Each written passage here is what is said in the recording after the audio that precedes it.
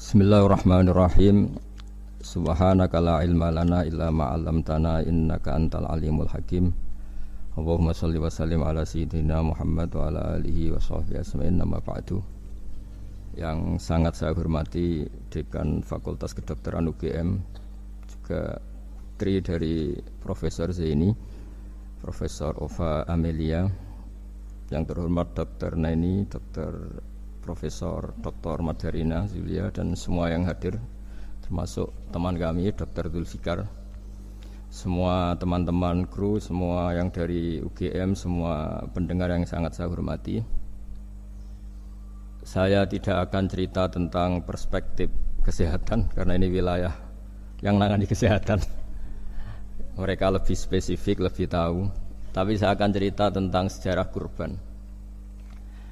Tanggal 17 Juli yang lalu kami pas sowan Pak Quraisy Shihab. Beliau adalah teman Profesor Zaini, abahnya Mbak Ova ketika di Al-Azhar. Ketika Profesor SMA di sana, Pak Quraisy, itu Pak Zaini kakak angkatannya. Jadi dekat sekali, dan alhamdulillah kemarin Mbak Najwa juga sambung langsung sama Profesor Ova lewat adik saya, Mama itu. Dan ini itu Bufa, sangat penting ya. Jadi kalau dalam tradisi agama itu silaturahim adalah menyambung sesuatu yang seharusnya tersambung. Saya masih ingat pesanan Pak Zaini, berkali-kali beliau bilang saya, agama yang masuk negara enggak konflik itu diantaranya paling spesial itu Indonesia, karena para wali ini mendampingi kultur daerahnya tapi tidak benturan. Misalnya kalau orang Jawa dulu pakai sesajen di sawah-sawah, katanya dimakan penunggunya. Ya penunggunya sawah itu kalau dulu ya pikirannya itu makhluk gaib. Di era modern ya penunggunya itu ya kambing, ayam itu. Jadi ya memang yang makan itu akhirnya. Tapi dulu itu aneh, diistilahkan dimakan penunggunya. Kalimat penunggu itu apa ya gak jelas, apa dengan tanda petik, apa penunggu betul gak jelas. Wali-wali datang tidak mengkafirkan itu, tapi terus dirubah jadi sedekah ke tetangga-tangga. Jadi kultur itu enggak dilawan, tapi cukup diubah. Jadi makani demit menjadi sedekah ke tetangga. Nah, cerita kurban juga seperti itu. Dulu tokoh-tokoh Quraisy, penunggu Ka'bah, itu dulu sudah ndak tauhid, sudah musyrik kalau dalam bahasa agama. Itu di mana-mana termasuk kebutuhan pokok manusia itu kalau kumpul-kumpul itu makan-makan. Itu mulai dulu.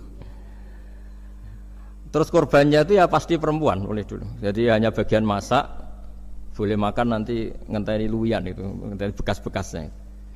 Sehingga yang nyortir Abu Jahal CS itu. Jadi yang kurban harus hewannya bagus, spesial, bahkan enggak boleh dikawinkan. Hewan yang mau dikorbankan itu enggak boleh dikawinkan, enggak boleh pernah dikendarai, enggak boleh pernah dipakai bajak sawah dan sebagainya. Semuanya serba spesial. Nanti dikorbankan di Ka'bah. Yang dijual Ka'bah. Nah, pertanyaannya, Ka'bah ini enggak pemakan daging, yang untung ya ketua-ketuanya ini. Karena Ka'bah enggak doyan daging. Dan itu ya di atas namakan Allah, ini demi taqarrub ila Allah, demi itu. Sehingga mereka bilang waqalu hadhihi an'amu wa harsun hijrul la yat'amuha illa man nasa'u bi za'mihim. Ini hewan kurban harus spesial dan yang berhak makan hanya orang-orang spesial, yaitu para penunggu Ka'bah, para sadanatul bait. Tapi karena mereka sudah tidak benar, tidak jujur, Islam mau merubah tradisi itu. Tapi kalau tradisi itu dirubah, maka Islam akan terkenal pelit, karena dari acara makan-makan menjadi tidak ada makan-makan.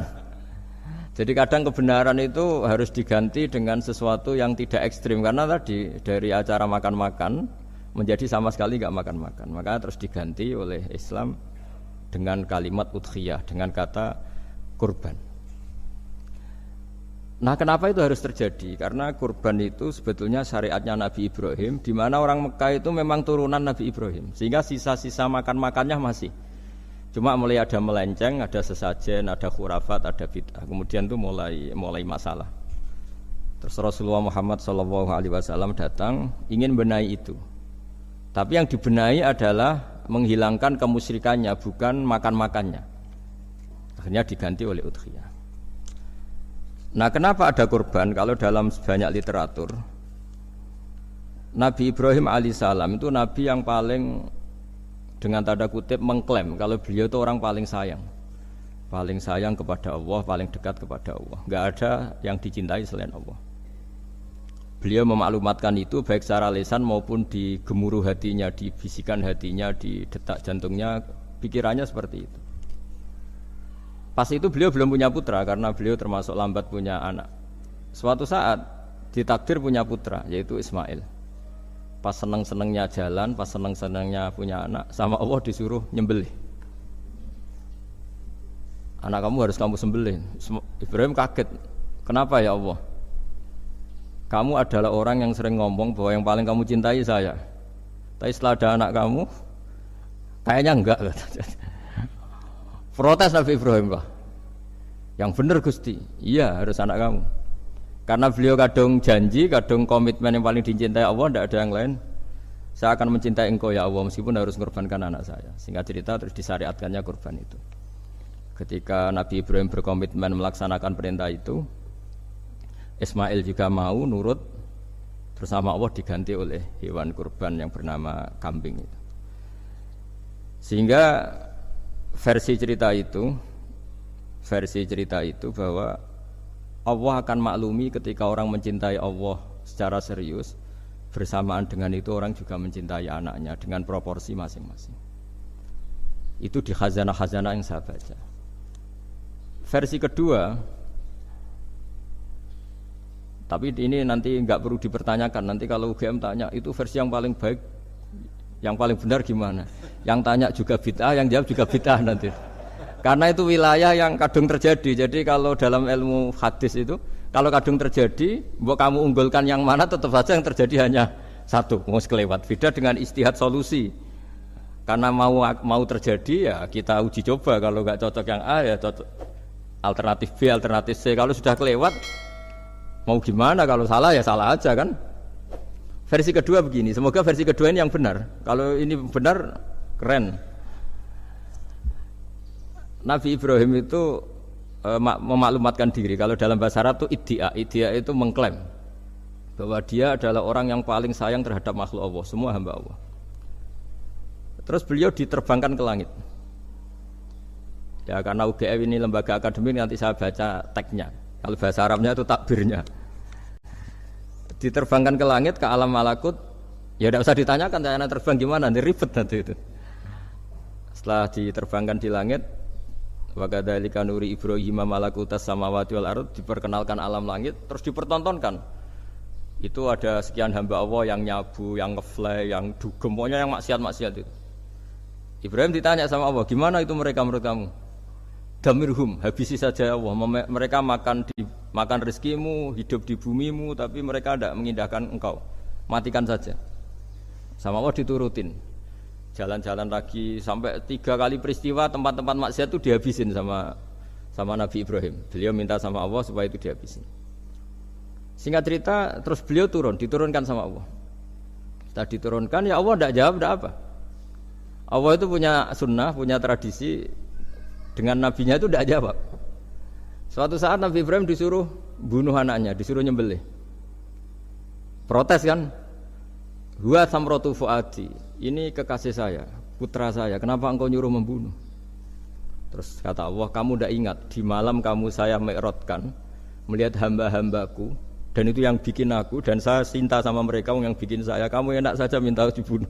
Sengkerian gantian saya yang minta, kamu tidak nurutin gitu.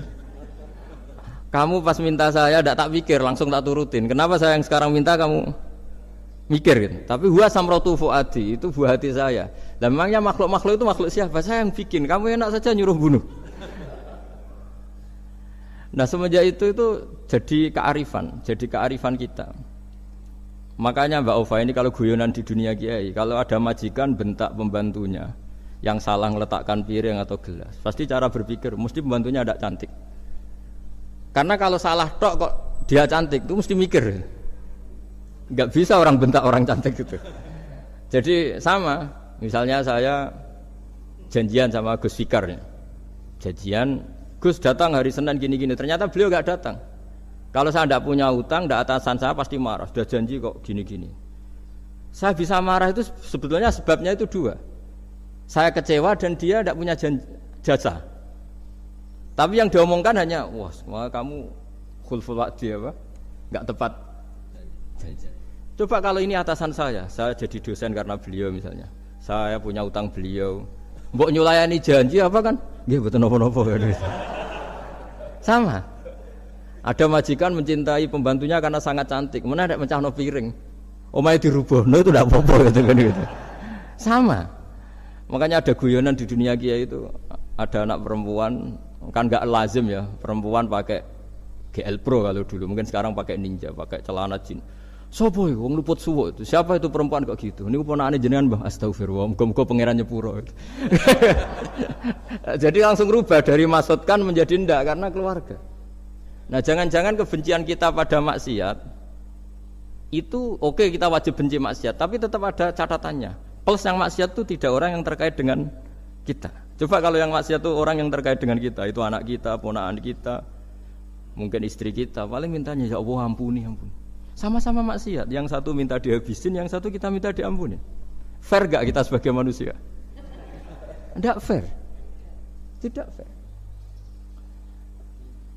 Nah, ya iya gak fair ya. Apa ya fair? Mikir. Makanya kalau ada guyonan, ya itu tadi. Ada supir salah dimarahin, pasti supir ini belum pegang rahasia.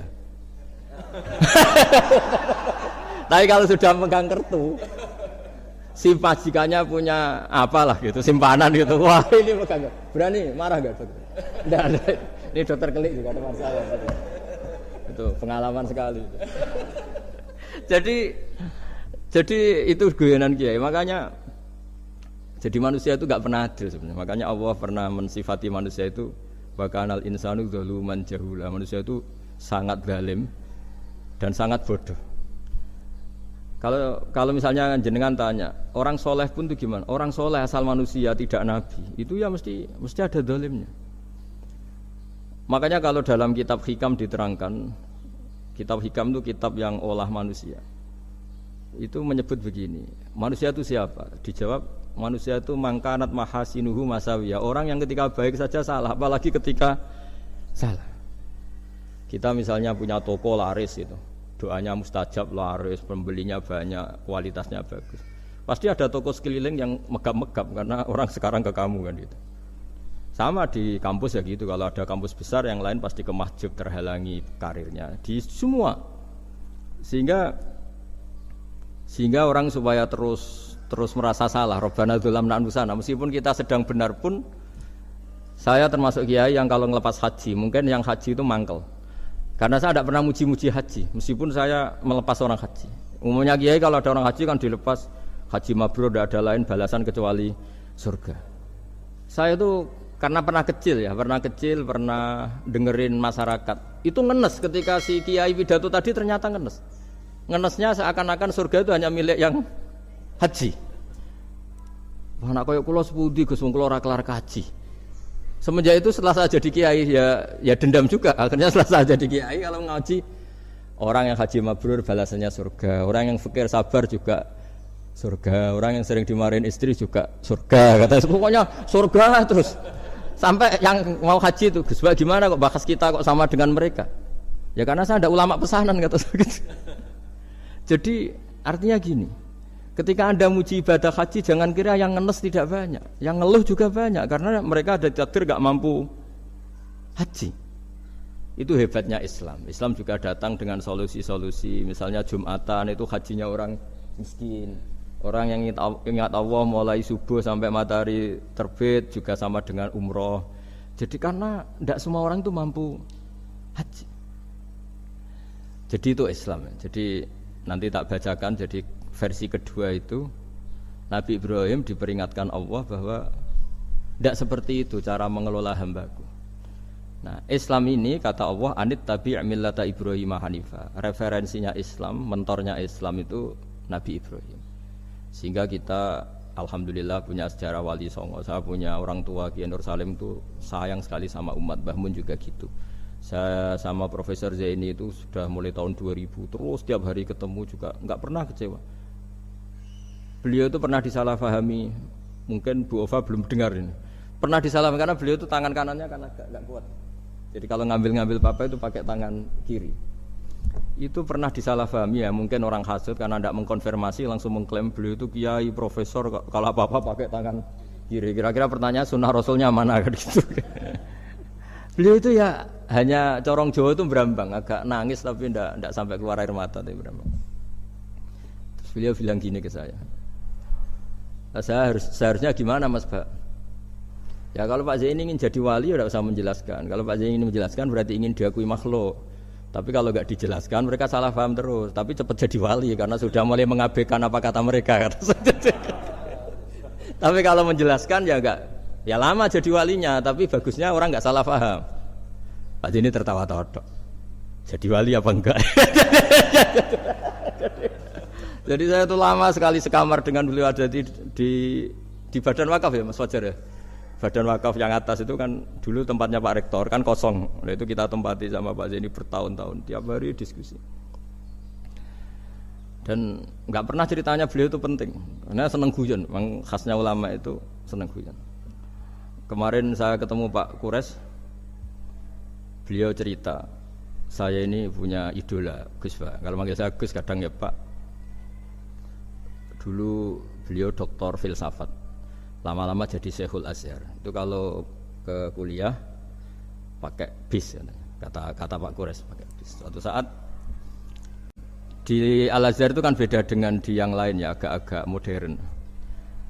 Si gurunya ini, beliau itu karena banyak yang berdiri, beliau duduk ada perempuan berdiri, terus yang lelakinya berdiri, terus jatah duduknya dikasihkan perempuan. Perempuannya itu pakai pakaian yang agak minim, agak seksi lah, agak minim. Terus si Syekhul Azhar tadi saat itu belum Syekhul Azhar, punya 2 permen. Ini ceritanya Pak Kures punya 2 permen, terus yang satu sudah dibuka, yang satu masih bungkusan masih ditawarkan. Silakan Mbak kamu milih yang mana? Milih yang masih itu. Padahal bukanya itu supaya lebih gampang. Ternyata milih yang masih bungkusan. Kenapa Mbak? Ya ini lebih steril karena pakai bungkus kan. Oh iya. Itu pelajaran itu. Terus Pak Kures nantang saya, Gus Pak punya enggak cerita tandingan? Wah kalau saya kebalikannya Pak. Di kereta itu ada Cina, enggak khitan ya. Ketemu sama kiai kampung. Terus, kenapa khitan? Enggak khitan juga sama gini-gini gitu. Terus dikasih pisang, terus dimakan dikupas dulu. Kok udah langsung aja? Terus kata Pak Kures, nah ternyata sama Pak Zaini sama Pak Kures itu dibalik ke profesorannya. Ceritanya itu ya guyon terus.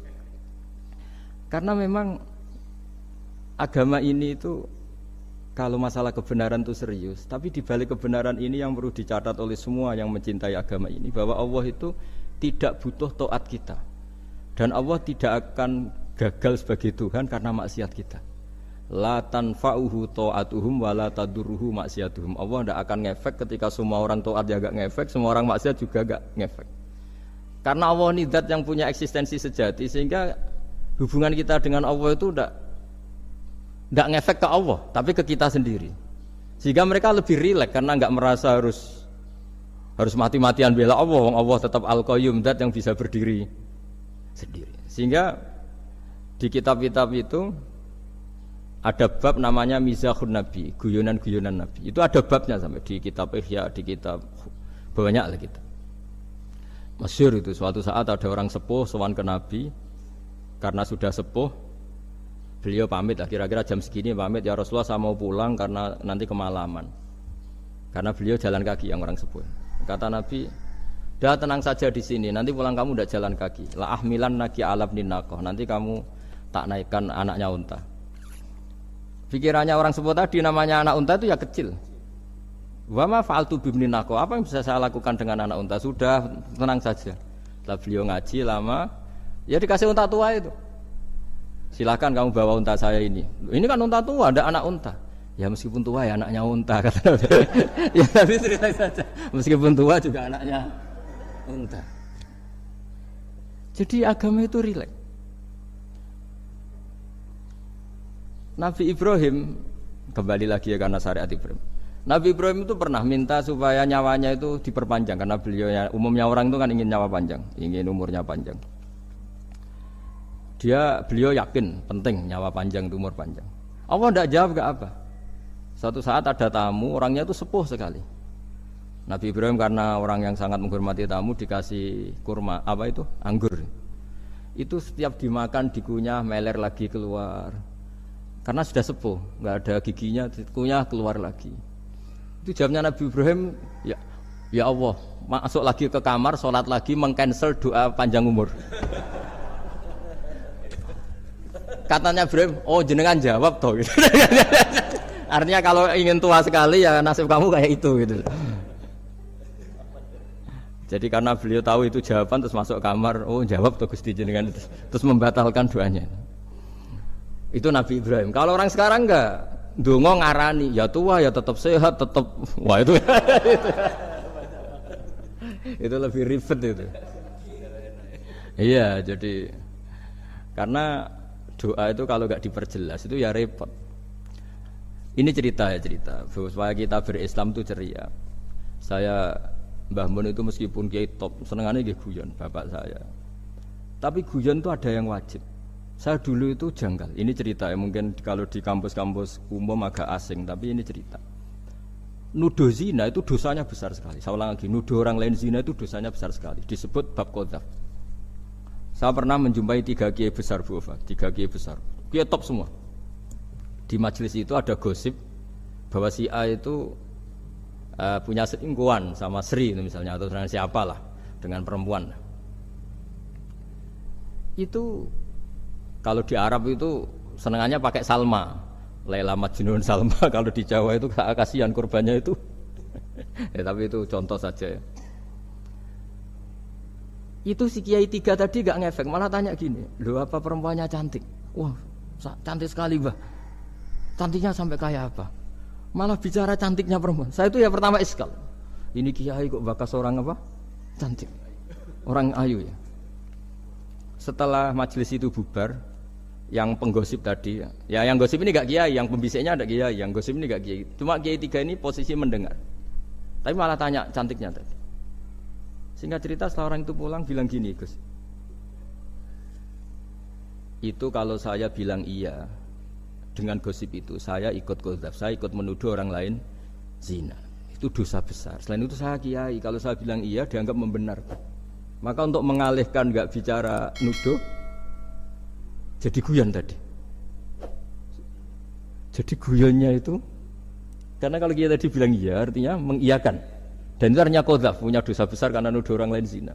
Diperparah dia kiai besar kan orang menjadi percaya karena yang ngomong bukan penggosip lagi tapi ya. Maka dialihkan tadi, loh ayo nucung,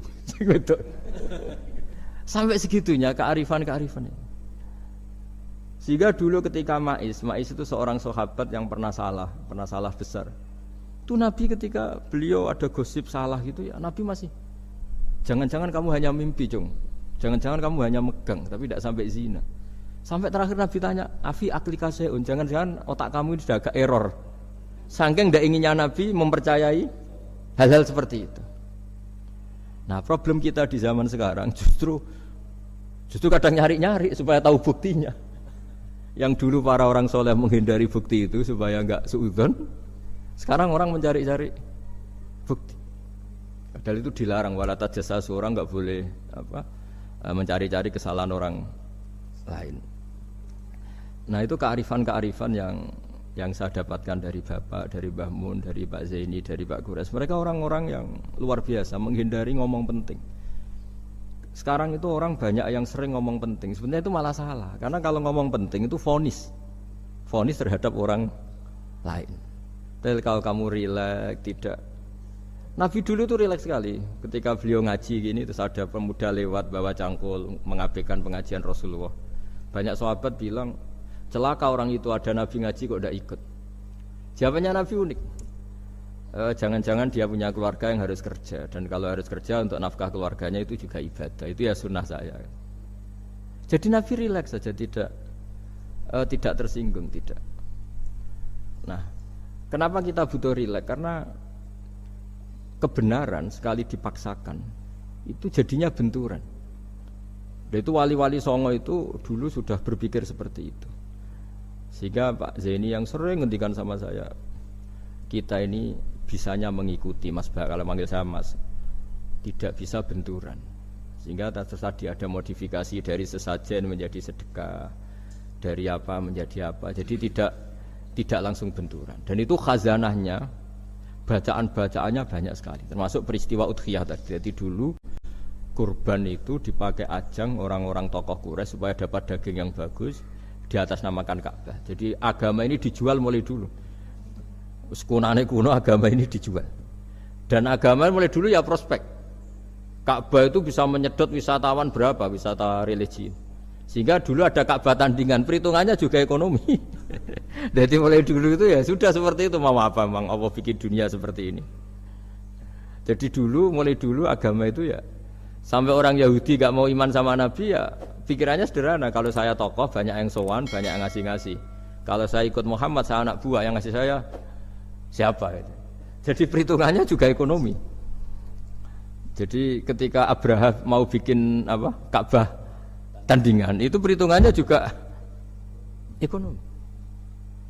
Jadi ribet kan memang kalau manusia itu sudah ribet. Tapi Islam ini datang bukan untuk itu, tapi memaklumi itu.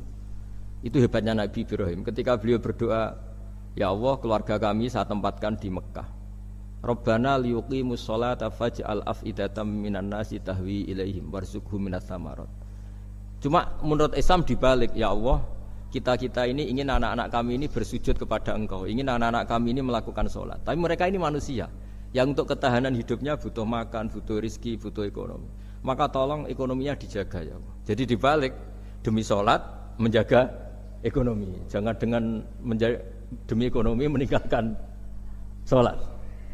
Jadi dibalik, jadi demi sholat menjaga ekonomi. Juga termasuk menjaga politik. Andaikan tidak ada orang Islam yang cakap politik, terutama yang soleh-soleh, kemudian negara bikin aturan ala mereka, sholat dianggap larangan, pengajian dianggap larangan, juga repot. Makanya mulai dulu kiai-kiai itu ya politik, karena nggak ingin negara ini diatur oleh orang yang anti sholat, anti agama. Karena kalau negara terserah yang sedang jabat, kemudian yang jabat tidak soleh, bisa nganggap maksiat-maksiat tidak ilegal, yang pengajian justru ilegal. Nah, di sini kenapa banyak orang-orang soleh dulu ya rata-rata ya berpolitik, mulai sebelum kemerdekaan sampai setelah kemerdekaan. Jadi itu ada filosofinya. Nah, bahwa ada oknum-oknum yang tidak seperti itu ya monggo, itu oknum. Tapi sebetulnya awal-awalnya kenapa banyak orang soleh yang politik, karena nggak ingin negara ini dipimpin oleh orang-orang yang anti agama, anti kebaikan. Sehingga berkahnya apa? Berkahnya negara ini berkonstitusi secara Islami. Meskipun tidak negara Islam, tapi tadi hak-hak asasi manusia terjaga, hak belajar, hak beragama, hak ibadah. Coba bayangkan kalau kita jadi korut, Korea Utara kan pusing. Jadi, nah itu uniknya, lagi-lagi ini cerita uniknya. Itu mulai dulu itu tidak ada benturan. Ketika ada Masumi, ada Partai NU, ada macam-macam. Muhammadiyah datang di Jogja itu Mbah Ahmad Dahlan itu teman dekatnya Mbah Hasyim. Saya tahu banyak tentang, namanya dulu Darwis. Itu dulu ngajinya sama pernah buyut-buyut Qiyami di sini. Dulu ngaji Mbah Soleh Darat, Mbah Ahmad Dahlan sama siapa itu Mbah Hasyim. Ketika di Mekah yang Mbah Ahmad Dahlan ngaji Syekh Khotib Minangkabau itu ya sama Mbah Hasyim. Nah kebetulan Mbah Ahmad Dahlan hidup di Jogja yang zaman itu sudah khurafatnya kayak apa, karena ada sistem agama yang sangat, menurut beliau sangat jauh dari Islam yang murni. Terus beliau revolusinya seperti itu. Yang Mbah Hasyim nempat di Jombang. Nah itu kan murni ilmu sosial, murni muqtadul hal. Terus beliau punya metode yang berbeda, tapi nggak masalah, mulai dulu nggak masalah. Kemudian jadi kalau yang kadang-kadang memasalahkan tuh ya memang yang nggak tahu masalah. Sebenarnya dulu itu ya biasa aja, karena ya itu urusan metode, urusan. Saya teruskan masalah udhiyah. Jadi yang diceritakan Nabi Ibrahim tadi, bahwa benci seseorang kita atasnamakan maksiat itu tidak segampang itu. Karena jangan-jangan kebetulan yang maksiat itu keluarga kita. Apakah kita punya kebencian yang sama saat yang maksiat itu keluarga kita, atasan kita, teman kita? Ya kayak tadi. Kalau saya corong Jawa dibelenjani janji, ada orang janji sama saya enggak tepat waktu. Saya bisa marah itu pasti sebabnya jelas. Itu bawaan saya enggak berjasa sama saya. Kalau kata dokter Kelik enggak cantik ya. Tapi kalau itu orang yang misalnya rektornya bilang, maaf ya saya tidak bisa datang hari ini. Tidak apa-apa. Mesti manut itu. Atau yang nyulayani janji kiai itu. Cuma ngurus itu teko itu. Ini betul apa-apa. Gayane aja kita marah karena khulful wa'di ingkar janji. Sama. Intinya Nabi Ibrahim itu coba kalau yang maksiat itu anak kamu berharap saya ngasih tobat kan? Bukan langsung tak habisin kan? Intinya Allah ingin bilang ke Nabi Ibrahim, andai kan yang maksiat itu anak kamu, ingin saya menghabisi apa tak kasih tobat? Ya kasih tobat ya. Ya seperti itu saya yang bikin. Maka di Al-Azhar sana kalau cerita orang-orang alim itu masyhur ini. Ada tempat maksiat mau dihabisin sama orang-orang yang sangat keras. Ketemu Syekh Mutawalli Sa'rawi, ditanya, andai kan mereka mati saat maksiat, itu mereka ke surga apa ke neraka? Ya ke neraka. Terus ditanya sama Syekh Mutawalli, kalau mereka ke neraka, akan adzalika muradan Nabi? Apa seperti itu yang digandaki Nabi? Umatnya mati terus masuk neraka karena belum tobat? Tidak, Nabi inginnya mereka tobat dulu. Ya sudah jangan dihabisin. Kamu berproses ikut mentobatkan mereka. Kebetulan ini mau mendengar. Jadi kita lunak, kita baik itu ya semuanya ingin la'allahum yarji'un, semoga mereka kembali, mereka tobat. Bukan lunak dengan arti mengakui maksiat itu satu kebaikan, itu yang bahaya. Kalau lunak sampai mengakui itu maksiat itu kebaikan, itu bahaya sekali. Tapi kita lunak karena kita ingin berproses untuk bertobat. Karena tadi kalau kita punya nurani itu mesti, andai kan yang maksiat itu anak kita atau teman dekat kita atau orang yang berjasa sama kita, apa kita bisa tegas? Kira-kira gimana? Bisa kamu tegas sama anak kandung? Berat. Ditantang minggat saja pusing gitu. Ya makanya terus ini saya baca teks aslinya ya supaya mungkin sebagian yang punya kitabnya atau memang punya tradisi akademik supaya mendengar ini. Saya baca ini versi yang kedua ini di kitab Hikam. Kitab Hikam itu termasuk kitab pegangan para kiai, halaman 4 juz 2. Diredaksikan gini, waqad adzaballahu ta'ala, ini masih tentang kurban. Waqad adzaballahu ta'ala khalilahu Ibrahim fi ba'di mawatinihi al-azimah. Jadi Allah kalau dalam bahasa Arab memberi teguran itu namanya takdib. Makanya kalau orang nakal itu, kalau orang Jawa bilang kurang ajar. Sebenarnya ajar itu kan tahun ajaran baru. Ajar itu kan barang baik. Ya kan disebut tahun ajaran baru. Pengajaran, ajar itu kan barang baik. Jadi kalau kurang ajar berarti kurang baik. Itu bahasa Arabnya orang yang kurang ajar perlu diajari. Itu kan orang Arab bilang ditakdib. Diwarai toto kromo, diadabkan. Jadi belum punya adab diadabkan. Itu udah, tapi tentu Nabi Ibrahim enggak sampai kurang ajar. Ini kan cerita bahasa ya. Jadi kalau sebenarnya ajar itu udah buruk-buruk kurang ajar, berarti orang ini kurang pelajaran, kurang. Tapi di Jawa itu agak salah kaprah. Kalau kurang ajar itu ekstrim. Misalnya duduk di meja itu disebut kurang ajar. Sebenarnya ada se-ekstrim itu. Saya teruskan ya. Terus wa 'allamahu kaifa yatakhallaqu bihadzal khuluqil karim indatilaihi alal asrar. Terus disebutkan anak Ibrahim annahu arhamul khalqi qal farafa'ahu wa ta'ala hatta asyrafa ala ahlil ardi. Nabi Ibrahim diterbangkan ke langit sehingga melihat di bumi yang maksiat-maksiat itu. Faqala ya rabbi damirhum, habisi saja. Terus faqala wa ana arhamu bi ibadi minka ya Ibrahim ihbit fala allahum yatubun wa yarjiun. Jadi setelah permintaannya semua dikabulkan, dihabisin sama Allah, terakhir cobalah kamu sekali-kali dakwah ke mereka. Kamu belum pernah dakwah kok tahu-tahu minta mereka dihabisin. Coba kamu dakwah jangan-jangan mereka mau kembali. Nah terus sebagian cerita itu terus diteruskan ketika suatu saat Ibrahim akhirnya diminta menyembelih putranya. Inni arafil manami anni atfahuka fangzur madza tara. Falamma tashammara lidzalik wa akhadha sikin biyadihi qala Allahumma hadza waladi wa thamratu fuadi wa ahabbun nasi ilayya. Ya Allah, ini buah hatiku, ini orang paling saya cintai. Kenapa engkau menyuruh ini supaya saya bunuh? Terus beliau dijawab sama Allah, Ama ta'lamu anni rahimun bi ibadi kama anta syafiqun bi waladik. Fa idza sa'altani ihlaka 'abdi as'aluka dzabha waladik wahidan bi wahidin. Jadi kalau dulu kamu minta supaya hamba saya tak habisin karena maksiat, sekarang saya juga minta kamu menghabisi anak kamu. Tapi ini kan anak saya, sama itu hamba saya yang bikin juga saya. Nah semenjak itu Ibrahim dianggap sebagai bapak kasih sayang. Karena semenjak itu terus beliau orang yang paling sayang. Sampai ada 3 nabi yang menjadi metodenya Rasulullah SAW sebagai mentornya. Kalau Nabi Nuh melihat kemaksiatan langsung bilang, Rabbi la tadzar alal ardi minal kafirina dayyara, habisi semua ya Allah. Tapi kalau Nabi Ibrahim apa? Faman tabi'ani fa innahu minni wa man asani fa innaka ghafurur rahim. Orang yang ikut saya ya karuan kelompok saya, dan yang sebelum ikut semoga engkau mengampuni. Tentu lewat proses dakwah, lewat proses. Nah, Wali Songo, kembali ke Wali Songo dan para guru-guru kita, itu seperti itu semua. Jadilah Islam yang di Indonesia, Islam rahmatan lil alamin itu konstruksinya ya dari ilmu-ilmu seperti ini. Bacaannya seperti ini. Karena ternyata kita tegas tadi ujung-ujungnya karena itu tidak cantik, tidak atasan kita, tidak berjasa sama kita.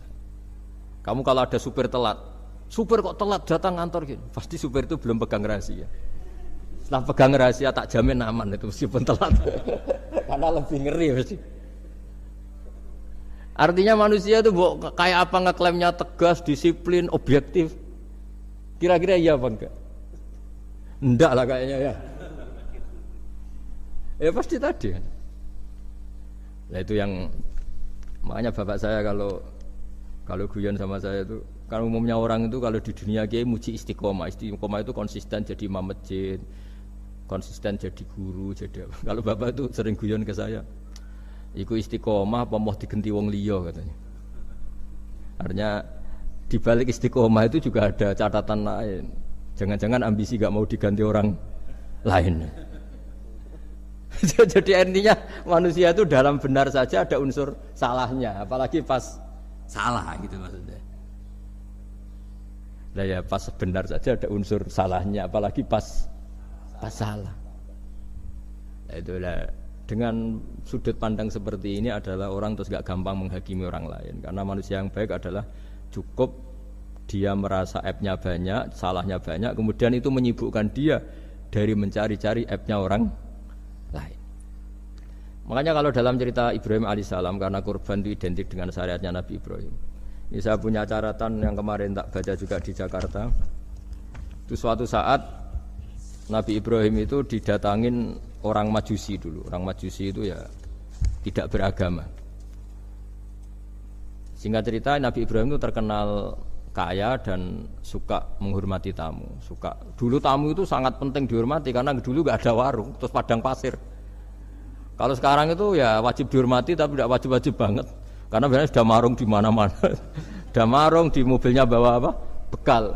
Kalau dulu di padang pasir kalau tamu nggak dihormati bisa mati betul. Kadang sudah hari perjalanan itu nggak makan nggak apa karena di padang pasir warung nggak ada, nggak bisa ngopi-ngopi ya dulu. Sehingga kalau menghormati tamu dulu itu pahalanya luar biasa ngasih makan itu. Kalau sekarang ya pahalanya biasa aja karena ya tamunya makannya ya biasa aja karena sudah kenyang duluan itu. Singkat cerita orang ini datang ke Ibrahim minta dikasih makan. Nabi Ibrahim mengatakan kamu syaratnya harus Islam dulu, kalau enggak kasih makan. Karena Ibrahim itu seorang nabi dan beliau komitmennya seperti itu, si tamu tadi putus asa. Akhirnya wala itu ya sudah meninggalkan Ibrahim.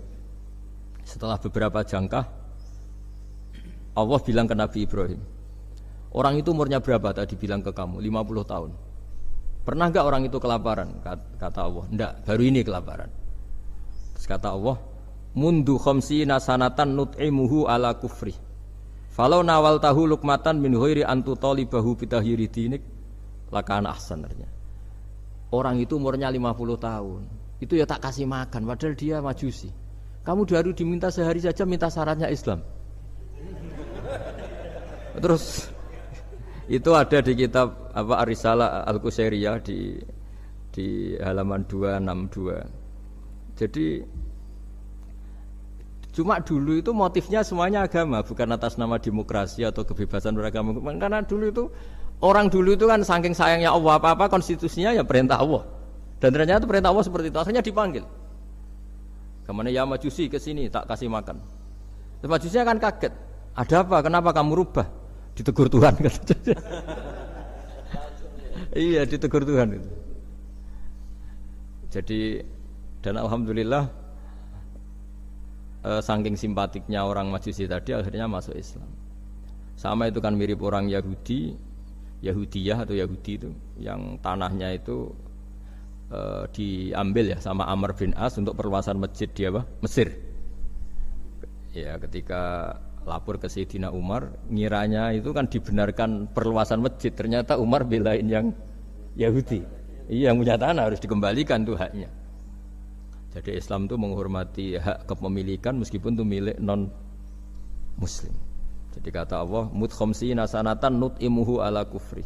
Falau nawal tahu lukmatan min ghairi antu talibahu bitahiri dini. Mbok dikasih makan aja, ndak usah nyuruh ganti agama. Wong saya saja yang Tuhan ngasih makan dia sudah 50 tahun. Tanpa syarat. Tanpa syarat. Ya jadi ini cerita ya Bu Ufa. Jadi kita mungkin kenangan saya dengan Bapak, Bu Ufa dengan Profesor ini kebetulan teman dekat sekali sama saya dan hampir tiap hari saya ketemu minimal 3 jam bertahun-tahun sampai kalau kehabisan cerita akhirnya cerita keluarganya karena kesuwan belajar karena akhirnya cerita keluarga. Maksud saya tadi ini saya cerita ini barang baik ketika beliau pernah ditahan karena aktivis dulu itu pas mau lahirnya Bu Ufa terus beliau berdoa mati-matian delalah dibebaskan.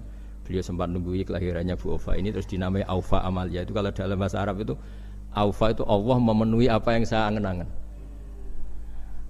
Jadi itu ceritanya itu gitu. Jadi nama itu spontan aja ketika iya, jadi beliau itu aktivis dulu. Bukan di penjara karena korupsi atau kriminal, bukan karena aktivis. Karena kalau model sekarang Bu Ufa kalau nggak dijelaskan detail ditahan karena aktivis. Nanti dikira ditahan karena yang lain. Ribet kan? Jadi ditahan karena beliau itu dulu